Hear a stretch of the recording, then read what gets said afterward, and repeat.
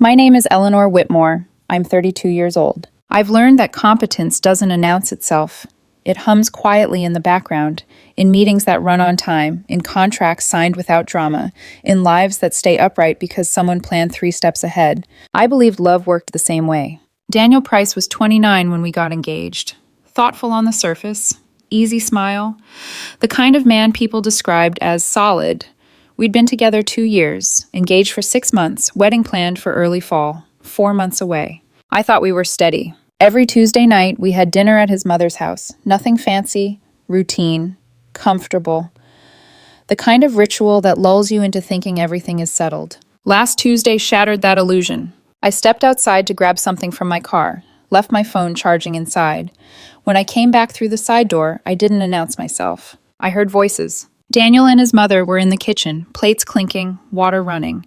The conversation wasn't hushed. It wasn't secretive. That's what made it worse. His mother said casually, "Are you sure about this, Danny? About marrying her?"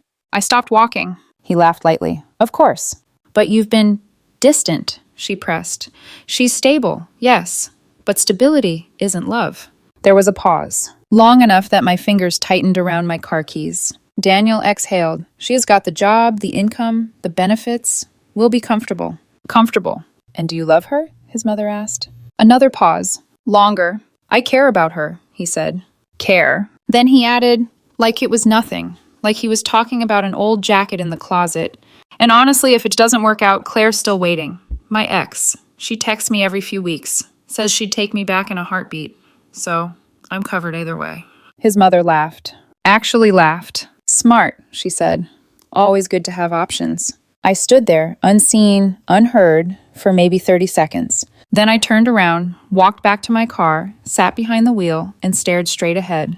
Claire. Of course I knew who she was. Claire Monroe, senior data analyst, strong performer, quiet, professional. She worked for me. It took me 10 minutes to process the betrayal. It took me 0 minutes to understand what needed to happen next. I went back inside 20 minutes later, smiled, ate dessert, kissed Daniel goodnight like nothing had cracked open inside my chest.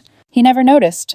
The next morning, my alarm went off at 5:30 a.m., and for the first time in months, I didn't hit snooze.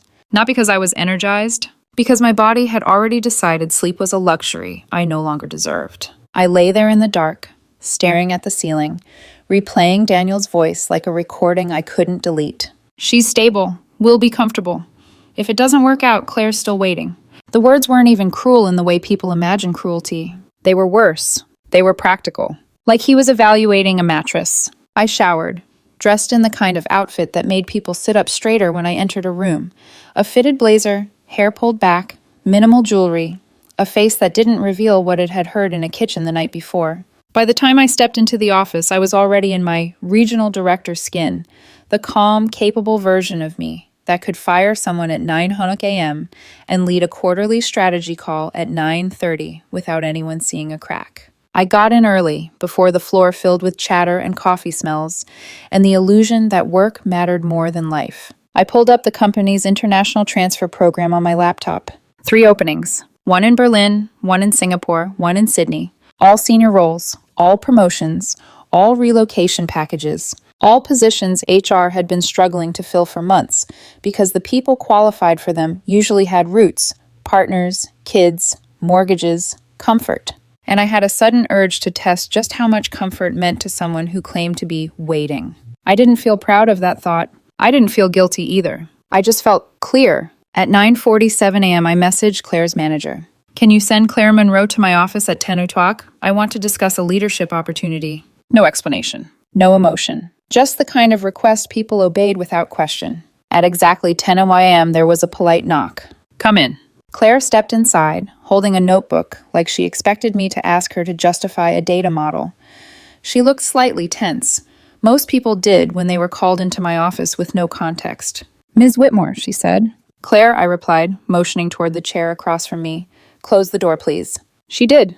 The click of the latch sounded louder than it should have. She sat, posture straight, eyes attentive. I studied her for a second longer than normal. Not in a creepy way, in a human way. Because this was the woman my fiancé had described as an insurance policy. The backup plan. The safety net he kept folded in a drawer. She looked like a normal employee, sharp, quiet, put together. Not some femme fatale, not some villain, just a person.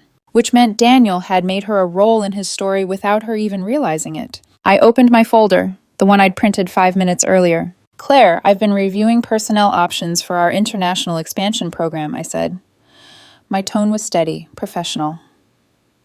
Your analytics work has been consistently strong. Clean output, good judgment, reliable performance. Her eyes widened slightly. I continued. There's a senior analyst position opening in our Berlin office. It's a promotion. 25% salary increase. Full relocation package. Housing stipend for the first year. You'd be heading the local data team. For a moment, her face went blank, like her brain had to restart. Then, Berlin? She repeated, like the word tasted unreal. Germany? Yes. Her mouth parted slightly, and I saw it. The flash of excitement she tried to suppress because this was my office and she didn't want to seem unprofessional. But she couldn't hold it. That's huge. It is, I agreed. The company needs that position filled quickly. The start date is 6 weeks from now. Claire blinked hard, like she was afraid this was a test. I didn't even know I was being considered. I consider people who do good work, I said simply. That part was true. Most of this was true. That was what made it so clean. So, I continued, if you're interested, I need to know by Friday. We have to start paperwork immediately if you accept. Claire inhaled sharply. I mean, yes, I'm interested, she said quickly, then caught herself. I'd like to think about it, just to be sure, but yes. Of course, I said. Think it through, but I do need your final answer by end of week. She nodded so fast it was almost childlike. I understand. I closed the folder, as if we'd just discussed a budget adjustment and not the relocation of someone's entire life. Good, I said, that's all. Claire stood, still stunned. Thank you, she said. And it wasn't the polite corporate thank you. It was real. It was the kind of gratitude people feel when an invisible ceiling cracks open. She walked out of my office looking like someone had just handed her a new future. When the door shut behind her, I sat there in silence. I didn't smile. I didn't celebrate. I just felt the strange, steady calm of a person placing the first domino down. Friday afternoon, Claire returned. This time she didn't look nervous. She looked determined. She sat down and said, without hesitation, I want it, Berlin. I met her eyes and nodded. Excellent, I said. I'll send the formal offer Monday. Her face lit up. Thank you, she breathed again. We shook hands. She left my office smiling, and I stayed seated long after she was gone, staring at my computer screen without actually seeing it. Because the thing about removing someone's safety net is you have to be absolutely sure you're ready to fall without one too. Monday morning, I sent the offer letter. Claire signed it by noon. HR started the visa process immediately. By 4 p.m., it was official. A contract, a relocation package, a minimum 3-year commitment. Berlin was no longer an idea. It was real. And Daniel Price's plan B just became 4,000 miles away. That evening, Daniel texted me. Dinner tonight, Italian place, miss you. I stared at the message for a long moment. Miss you. Like he hadn't been laughing in a kitchen about being covered either way. I typed back. Sure, 7:30. Because I didn't want to fight in my apartment. I wanted a clean ending. A controlled burn. And I wanted him to look me in the eyes when I took away the life he thought he was entitled to. The restaurant was warm in the way places try to be when they want you to stay longer than you should. Low lighting. Candle on the table. Soft Italian music drifting just loud enough to cover awkward silences. The kind of place where people propose, where anniversaries are toasted, where staff smile like they're complicit in something hopeful. Daniel was already there when I arrived. He stood when he saw me. That familiar practiced courtesy that once felt like respect. Now it felt like muscle memory. Habit. Hey, he said, leaning in to kiss my cheek. I let it happen. Not because I wanted it, because I was done reacting. We ordered wine. He talked about work, about a minor issue with a client, about a coworker who annoyed him. Normal things, safe things. He didn't notice how little I spoke. I waited. Appetizers arrived, bruschetta, steam curling off the bread. I set my napkin down. Daniel, I said quietly, we need to talk. There it was, the shift. His shoulders tensed just slightly. His smile dimmed, but didn't disappear. Okay, he said, what's up? I'm calling off the wedding. The words landed flat. No tremor, no build-up. Just truth. His fork froze halfway to his mouth. What? He laughed, a short sound like he'd misheard. What are you talking about? I'm done, I said. The engagement is over. I'll pack my things this weekend. His face went through colors in real time. Confusion, annoyance, fear. Eleanor, where is this coming from? He demanded. We were fine. Literally yesterday we were fine. No, I said calmly. You were comfortable. That caught him. What does that mean? I took a slow breath. Last Tuesday, I said, at your mother's house. I went out to my car. When I came back in, I heard you. His eyes flicked away for half a second. I didn't miss it. You and your mom, in the kitchen. He stared at me. You were listening? I was walking in, I replied. You were discussing me. Silence fell between us, thick and unmistakable. I continued, my voice level. You said you care about me, that I'm stable, that I have the job, the income, the benefits. That's not... And then, I said, you told her that if it doesn't work out with me, Claire is still waiting. That she texts you every few weeks, that she'd take you back in a heartbeat, that you're covered either way.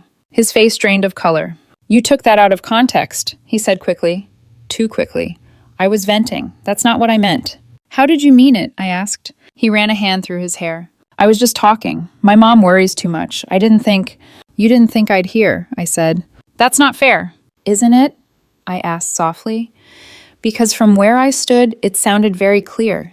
You're marrying me because I'm safe, and you're keeping your ex warm in case I don't work out. He leaned forward, voice dropping. You're twisting this. Claire and I barely talk. You said she texts you every few weeks, I replied, and you didn't say you shut it down. He opened his mouth, closed it. The waiter appeared at the table, oblivious. Everything okay here? He asked brightly. I smiled and nodded. We're done ordering. He left. Daniel exhaled sharply. This is insane, he said. You're throwing away 2 years over a private conversation with my mom. No, I said. I'm ending an engagement because you admitted you have a backup plan. He scoffed. Everyone has backups. That doesn't mean anything. It meant everything. I reached into my purse and pulled out the ring box. Placed it between us. There's something else you should know. He stared at the box like it might explode. What? Your backup plan, I said. She accepted a senior analyst position in Berlin. His brow furrowed. What? Germany, I clarified. 3-year minimum contract. Full relocation. She leaves in 6 weeks. The realization hit him slowly. Then, all at once. His voice cracked. You're talking about Claire? Yes. His chair scraped as he pushed back slightly. You did this on purpose, he said, anger flashing through his shock. That's abuse of power. Is it? I asked calmly. I offered a qualified employee a promotion. She accepted. That's not abuse. You knew, he accused. You knew who she was. I knew exactly who she was, I said. Did you think I didn't? He stared at me like I'd just rewritten the rules of gravity. You can't do this, he said. You're punishing me. No, I replied. I'm removing myself. And the transfer? He snapped. That was revenge. It was opportunity, I said, for her. He laughed bitterly. So what? You're just going to destroy my life and walk away? I stood. I'm going to stop funding a relationship where I'm the safe option. I pushed the ring box toward him. I paid for most of the wedding, I continued. We'll split the losses. 60-40. I'll email you the breakdown. His voice shook. Where am I supposed to go? The lease is in my name, I said. You have until the end of the month. He stared up at me, eyes glassy. You're heartless. I paused. No, I said. I'm done pretending this was love. I walked out of the restaurant without looking back. Behind me, Daniel stayed seated, ring box untouched, backup plan already boarding a plane in his mind. And for the first time since I overheard that kitchen conversation, I could breathe. I didn't go home that night. I drove until the city thinned out and parked outside my sister's place, keys still in my hand, engine off, heart strangely steady. I slept on her couch, staring at the ceiling fan while my phone buzzed itself into exhaustion on the coffee table. Daniel called 14 times, texted 23. I didn't answer a single one. By morning, silence felt like oxygen. The backlash started fast. By Wednesday afternoon, Daniel had a lawyer. Not a good one, not an aggressive one, just expensive enough to make him feel righteous. I received the letter at work. Subject line, notice of illegal eviction and abuse of authority. I read it once, then forwarded it to my own attorney with a single line. Please handle. He replied 10 minutes later. This is weak. He was never a tenant. You're fine. Legally, Daniel had been living in my apartment as a guest. He never paid rent, never signed the lease. We'd agreed early on. I'd cover housing. He'd cover groceries and utilities. He'd paid maybe $600 a month. Rent alone was $2,400 for 18 months. Math didn't care about his feelings. My lawyer sent a polite response explaining that the notice to vacate was a courtesy, that I was within my rights to change the locks immediately if I chose. Daniel's lawyer went quiet. Then his mother called. I almost didn't pick up. Curiosity won. Eleanor, she said, voice tight with rehearsed outrage. You're destroying my son's life over a misunderstanding. He told you I was his backup plan, I replied evenly. That wasn't a misunderstanding. He was scared, she insisted. Wedding jitters are normal. So is loyalty, I said. He didn't have it. She inhaled sharply. You transferred that girl out of spite. I transferred a qualified employee to a better position, I said. She was thrilled. You manipulated the situation. No, I corrected. I removed his safety net. She hung up on me. The narrative shifted next. Daniel started telling people I was controlling, that I was jealous of his friendship with his ex, that I'd isolated him. One of his groomsmen texted me, Hey, Daniel says you flipped out over Claire and tried to sabotage his life. I replied with one sentence. He told his mom he was marrying me for stability and keeping Claire as a backup. I overheard it. There was a long pause. Then, wow, that's not what he said. Another friend reached out. Then another. Stories don't survive contact with receipts. The HR complaint landed 2 weeks later. Anonymous, of course. Claimed I'd abused my authority by transferring an employee for personal reasons. I welcomed the meeting. Sat across from HR and legal. Hands folded. Timeline printed. Offer extended before engagement ended. Role qualified. Promotion accepted willingly. Employee confirmed professionalism. Claire corroborated everything. She even thanked them for the opportunity. The complaint was dismissed. HR noted that further false reports could result in consequences. I slept beautifully that night. Daniel escalated. He sent me a Venmo request. AI 400, MO, wedding costs you caused. I declined it, then sent one back. 3-6, memo, rent you never paid. He replied immediately.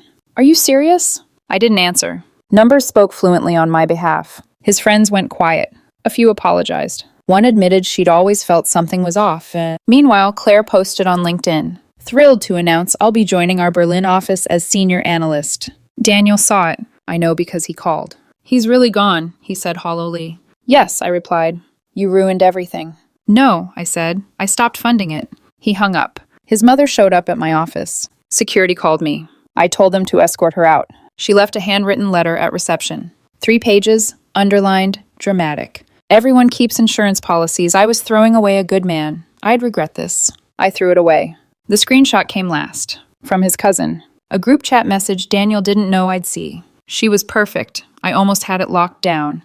Claire was just insurance. I was never going to leave. Now I'm stuck starting over at 29. This is bullshit. I saved it, closed the file, and finally understood something that hurt less than it should have. He didn't lose love. He lost comfort.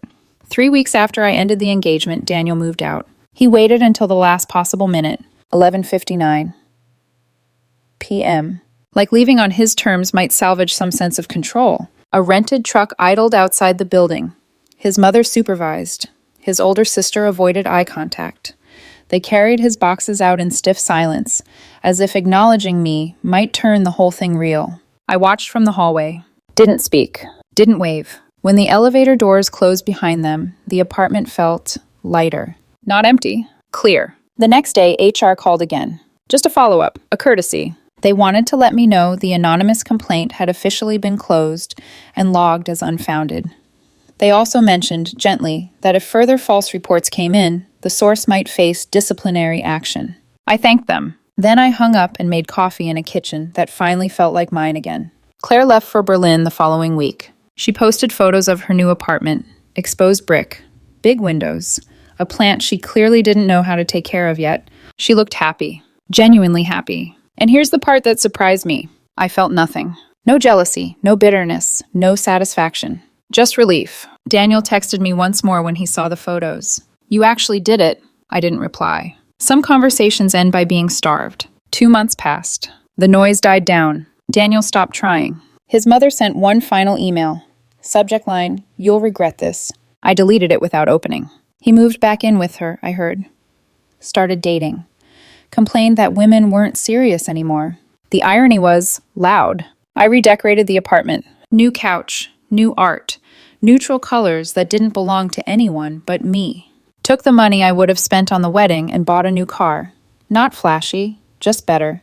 Something that felt like forward motion. Started going to trivia night at a bar downtown. Met people. Laughed again. One night, someone asked if I felt guilty about the transfer. I thought about it. No, I said. She got a promotion. international experience, a better life. That wasn't revenge. That was alignment. A former friend of Daniel's stopped me at a coffee shop. "We all know the truth now," she said.